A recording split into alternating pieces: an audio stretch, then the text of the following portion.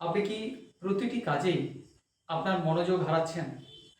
আমরা অনেকেই আছি, আমাদের কাজ করার সময় আমরা মনোযোগ হারিয়ে ফেলছি। তাহলে এই ভিডিও সম্পূর্ণ আপনার জন্যে।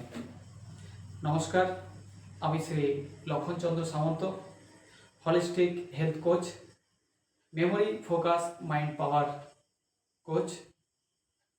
দীর্ঘদিন ভারতবর্ষের ঐতিহ্যবাহী যোগচর্চাকে কাজে লাগিয়েই ছোট ছোট সন্তানদের নিয়ে যোগচর্চা করতে থাকা এবং তাদের অভিভাবক, তাদের দাদু ঠাকুমা, তারা যাতে সুস্থ সবল সতেজ নিরোগী থাকে সে নিয়ে যোগের পরিবেশকে এগিয়ে নিয়ে যাওয়া, এটাই আমার চলে আসা কাজ।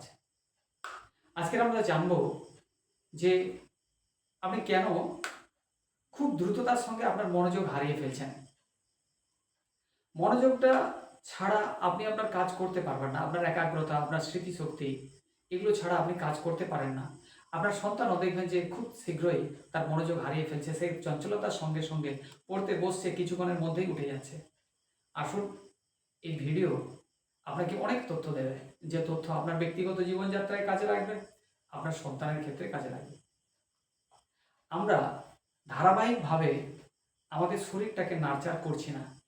আমাদের যে শরীর চর্চা করার প্রয়োজন রয়েছে সেই প্রয়োজনীয়তার দিকে খেয়াল রাখছি না। আমাদের শরীর আরাম চায়, আমরা আরাম নিই। আমাদের শরীর বিশ্রাম চায়, আমাদের শরীর আহার চায়। আমাদের শরীর ঘুম চায়, আমরা এগুলো সবই গ্রহণ করছি। কিন্তু আমাদের শরীর একটা পরিশ্রমও চায়। সেই পরিশ্রমের জন্য বিগত দিনে অনেক পরিশ্রমযুক্ত কাজকর্ম হতো, সেগুলো টেকনোলজির যুগে, নতুন নতুন ইনভেনশনের যুগে কিন্তু সেই কাজকর্মগুলো কমে এসছে। আমাদের মনের উপরে অনেক চাপ পড়ছে, সেই জন্য মন খুব প্রেসারাইজ হয়ে যাচ্ছে, সে তার একাগ্রতা হারিয়ে ফেলছে।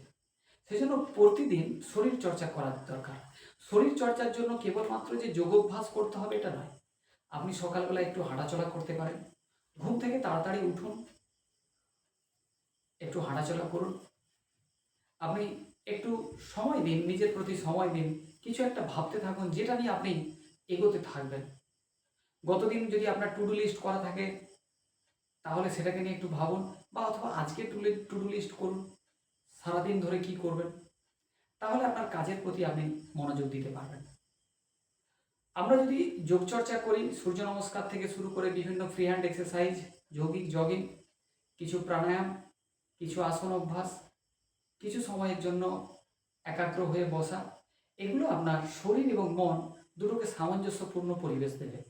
তার ফলে কি হবে, যে কাজ আপনি করতে যাচ্ছেন সেই কাজে আপনি খুব সুন্দরভাবে মন দিতে পারবেন। এ তো গেল শরীরকে কেন্দ্র করে, মনকে কেন্দ্র করে।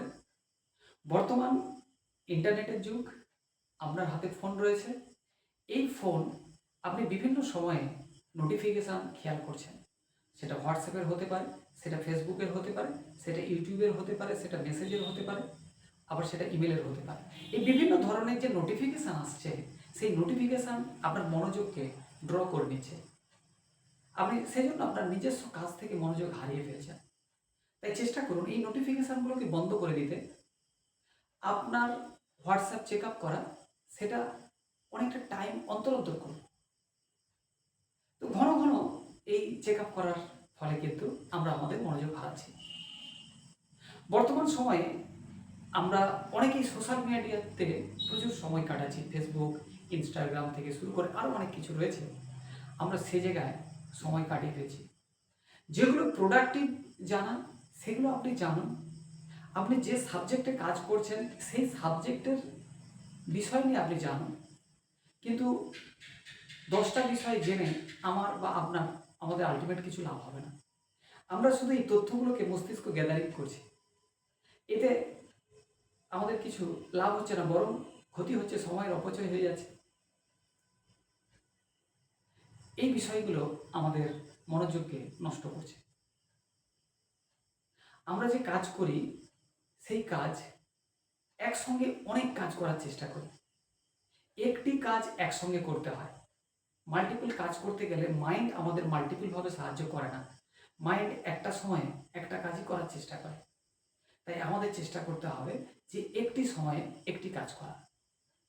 একাধিক কাজ করতে গেলে আমরা চেষ্টা করি কি, যখন খাচ্ছি তখন মোবাইল দেখছি, যখন পড়ছি নোটিফিকেশান চেক করছি, যখন আমরা অফিসিয়াল কাজ করছি তখন ওপাশে চেক করছি, আবার বন্ধুর ফোন রিসিভ করছি, একসঙ্গে অনেকগুলো কাজ করছি।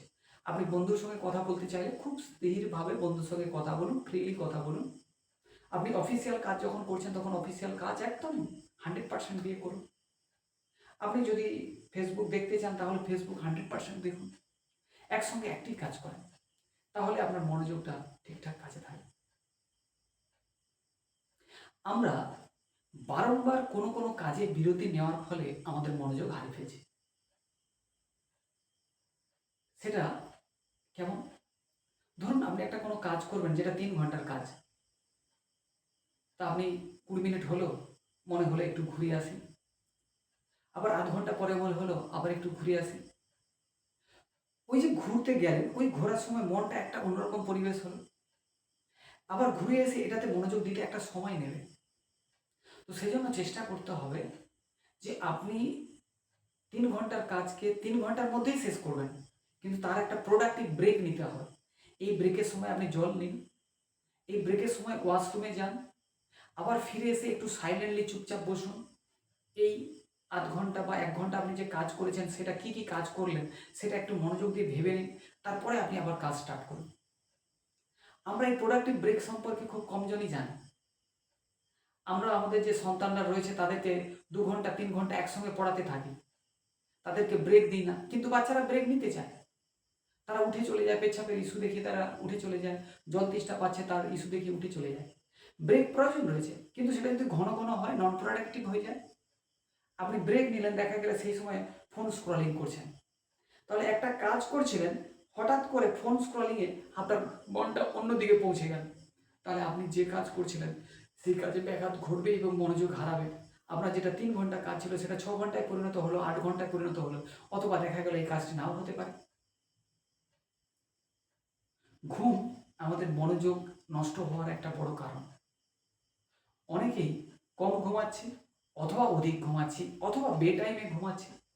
খুব ভালো করে যদি আমরা খেয়াল করে দেখি, আমরা খুব কম জনই আমাদের পর্যাপ্ত ঘুমটা নিতে পারছি, এবং খুব কম জনই একটা সঠিক সময় ঘুমাচ্ছে।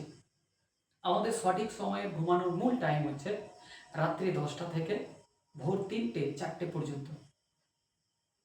এর পরের ঘুমগুলো আমাদেরকে এনার্জি কম দিয়ে থাকে।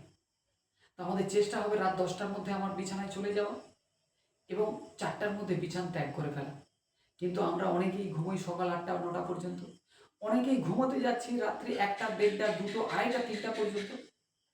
তাহলে আমাদের যে অর্ডার রয়েছে, অর্থাৎ নেচারের যে একটা ক্লক রয়েছে, সেই ক্লক কোনো কোনো সময় আমাদের ফুসফুস অ্যাক্টিভ হয়, কোনো কোনো সময় আমাদের প্যানক্রিয়াস অ্যাক্টিভ হয়, কোনো কোনো সময় আমাদের লিভার অ্যাক্টিভ হয়। ও এই ক্লক অনুসারে শরীরের বিভিন্ন গ্ল্যান্ডগুলো অ্যাক্টিভ হতে থাকে। তো সেই জন্য আমাদের ঘুমটা এই ক্লক অনুসারে, গবেষণা বা আমাদের পূর্বজগণ যেটা বলেছেন যে রাত্রি 8টা 9টা থেকে ভোর পর্যন্ত আমাদের ঘুমটা খুব ভালো, পর্যাপ্ত ঘুম এবং সুইট ঘুম হবে। এবং এই সময়ে আমাদের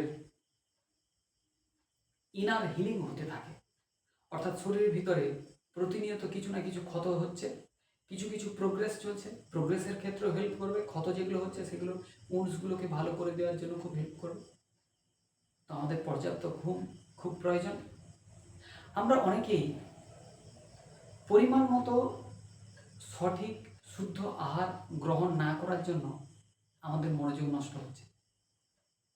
এটা আবার কি, অনেকের মনে হবে আমি খাওয়ার দাওয়ার এত সুন্দর খাই, এত টাকা খরচ করে খাই। আমি বলবো আপনি যে খাবার খান সেটা আপনার মুখে স্বাদের জন্য খান। আপনি কি কখনো শরীরের কথা ভেবে খাচ্ছেন?